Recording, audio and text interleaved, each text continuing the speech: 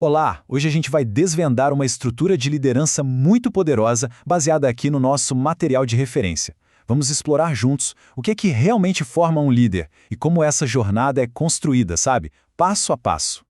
Para começar, vamos direto a essa pergunta fundamental, porque a gente ouve muito clichê por aí sobre liderança, mas a nossa fonte nos convida a ir mais fundo, a buscar uma perspectiva que vai além do superficial sobre o que de fato origina uma liderança que funciona. Ok, vamos mergulhar nisso aqui.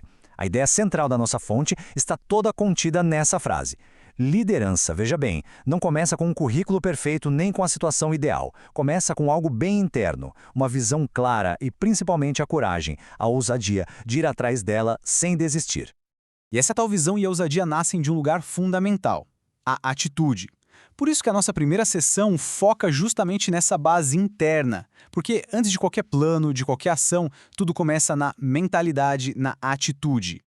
A fonte não descreve a atitude como um simples pensamento positivo, não. É algo muito mais palpável, quase físico. É uma força que a gente projeta, que as pessoas sentem no tom da voz, na firmeza de um aperto de mão, no olhar. É basicamente a energia que um líder transmite.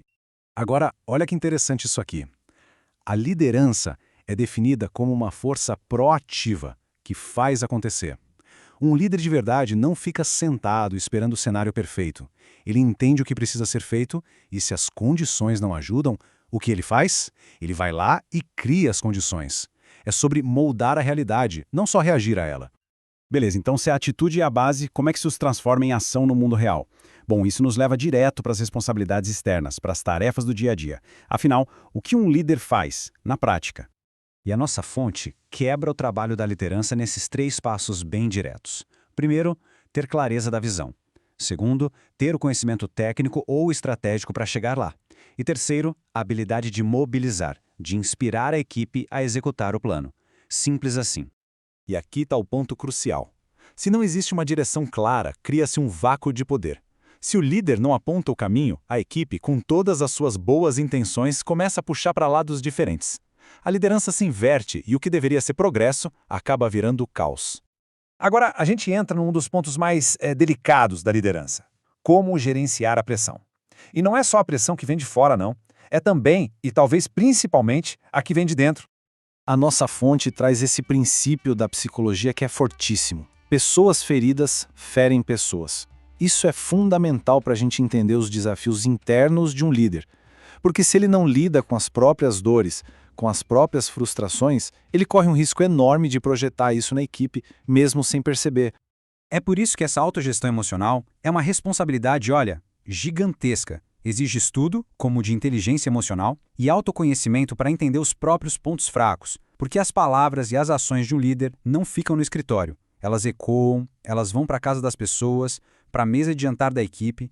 O impacto é real e profundo. Falamos da pressão interna, agora vamos para a externa. E aqui a fonte é bem direta. Todo líder será criticado. Não é uma questão de se, mas de quando. Aceitar isso como um fato da vida é o primeiro passo para desenvolver a tal da resiliência. E essa citação resume perfeitamente a perspectiva da fonte. Opinião tem de monte, e a maioria não tem fundamento. Por isso, um líder eficaz precisa aprender a filtrar esse ruído todo, a separar o que é crítica construtiva do que é só barulho, para não se desviar da missão. Ok, depois de falar sobre como aguentar a pressão, o foco agora muda para uma das partes mais nobres da liderança. A capacidade de enxergar e liberar o potencial das pessoas, de elevar o time inteiro a um novo patamar. E olha que definição inspiradora de potencial. Não é só aquilo que uma pessoa já sabe fazer. Potencial é um reservatório imenso de talentos, de capacidades, de ideias que ainda não foram acessados. E o papel do líder é exatamente ajudar a destravar essa reserva. A nossa análise mostra uma equação bem simples, mas poderosa. Potencial, quando somado a trabalho, resulta em sucesso. Agora, potencial sozinho, sem esforço, sem ação, resulta em pobreza. Não tem mágica. A ação é o que transforma a possibilidade em algo real. Certo, depois de desbloquear o potencial, qual é o objetivo final de tudo isso? A nossa última sessão fala justamente sobre o legado. Não é só sobre bater metas, mas sobre construir algo que dure, que continue crescendo mesmo muito depois que o líder já saiu de cena. E aqui a gente tem um argumento central. Líderes não nascem prontos, de jeito nenhum. Eles são forjados. A fonte até usa o exemplo de José, que passou por poucas e boas, foi preso injustamente, e foram justamente as adversidades que o prepararam, que o moldaram. As dificuldades são a escola do líder. E aqui, a fonte nos dá a chave para um legado que dura. Não é sobre se agarrar ao poder, é sobre ter a segurança e a visão de preparar sucessores que vão, inclusive, superar as suas próprias conquistas. É isso que garante que a obra continue crescendo.